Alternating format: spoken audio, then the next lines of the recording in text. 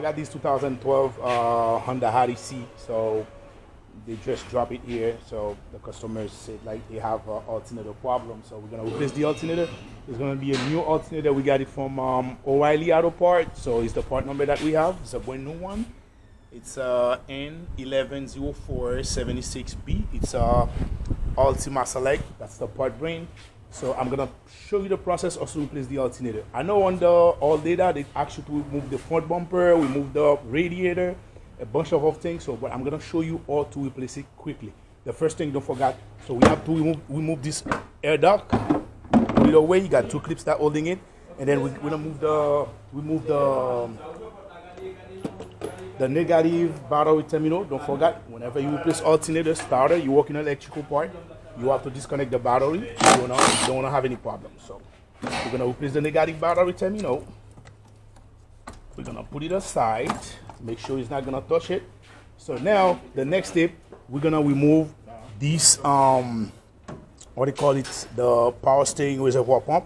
You just got a clips reservoir fluid. There was a clips that holding it here. You're just gonna have to open and you pull it up.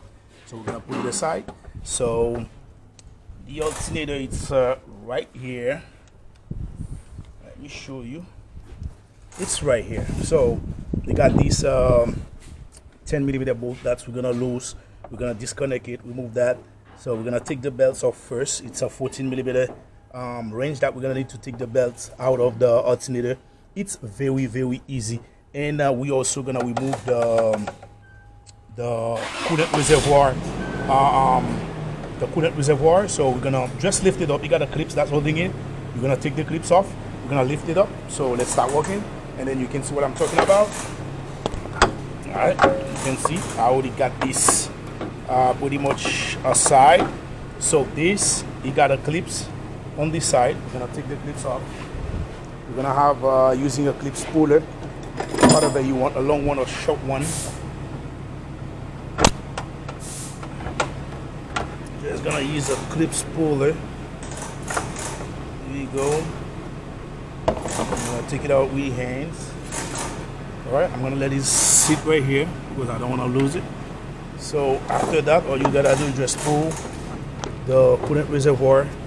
So you got a little hose right here on the bottom. We got the coolant reservoir out, so we're gonna let it sit some places safely. So we already got this out of our way. So as you can see now, I got plenty room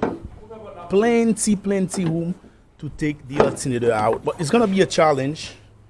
But anyway, you know, nothing it's easy. Guys, if you remove this bracket that's holding the washer fluid reservoir, as you can see, so now I got plenty of room. I can slide the alternator this way. I can bring it up right here. So I got plenty of room. Let me get the alternator out and put it out. So I already removed the 10mm bolt that's bolting this wire.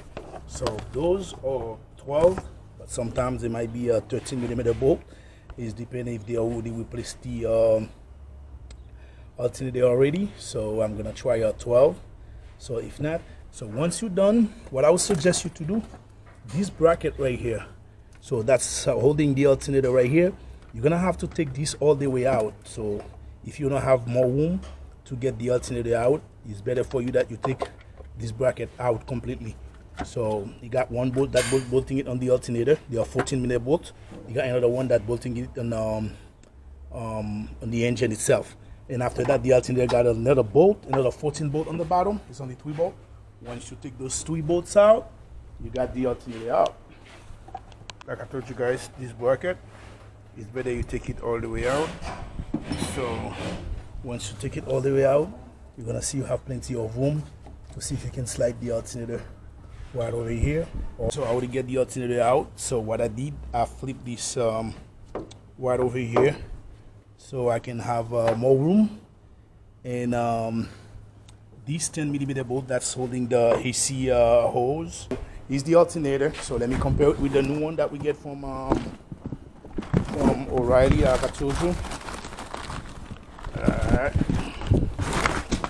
make sure you compare it before you put it back in. Make sure everything is same. I'm gonna put it down like this. As you can see, everything look pretty much same. All right. Then we're gonna put it back in. Remember I told you guys, sometimes this might give you some headache. It's better you type it in before you replace the alternator in. So when you start it, always start with the bottom bolts. Once you start with the bottom bolts, and you're gonna come with this right here, you're gonna start with this, put this first. After that, you can slide the alternator on it. All right guys, so I already put the bracket that's holding the coolant reservoir. I put this 10 volt. The alternator is in, the belt's in. So now I'm gonna connect the alternator wire and the hot wire. I'm gonna bolting in. So like you can see, we got everything back together. So now we're gonna jump the car, and then we're gonna put the negative battery terminal back in. We're gonna tight it.